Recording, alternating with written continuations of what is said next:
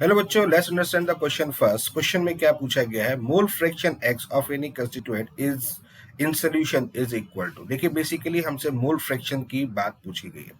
अब mole fraction को हम कैसे डिफाइन करते हैं? जैसे कि मान लेते हैं हमारे पास में कंटेनर है और मान लेते हैं यहाँ पर कोई दो सब्सटेंस यहाँ पर मिक्स है। जैसे मान लेते हैं एक N1 है और दूसरा कौन सा है, N2 है। तो मोल फ्रैक्शन किसी कंस्टिट्यूएंट या किसी भी सब्सटेंस का अगर मैं कैलकुलेट करना होता है तो हम कहते हैं कि उसके मोल यानी कि it's mole divide by total moles.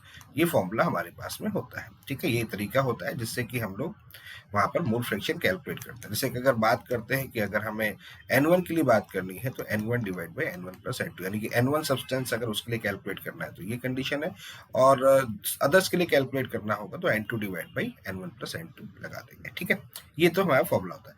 तो बेसिकली अगर ये देखें तो ऑप्शन कहाँ दिख रहा है, देखिएगा अगर हम देखें तो एक ऑप्शन को चेक करते हैं। सबसे पहला लिखा है number of mole of solute divide by volume of solution in litre. बेटा ये फॉर्मूला क्या होता है? Number of mole divide by volume की बात करते हैं तो ये मोलैरिटी का फॉर्मूला होता है।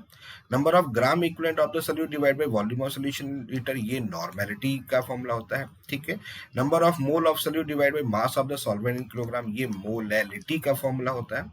और number of mole of any constituent, देखिए वही चीज यहाँ पर दिख रही है, total number of moles of all constituents, यानी कि इसका मतलब यही मोल फ्रैक्शन का फॉर्मूला होगा, यानी कि फोर्थ ऑप्शन इस क्वेश्चन के लिए करेक्ट होगा। I hope you understand the very well. Okay, thank you, best of luck.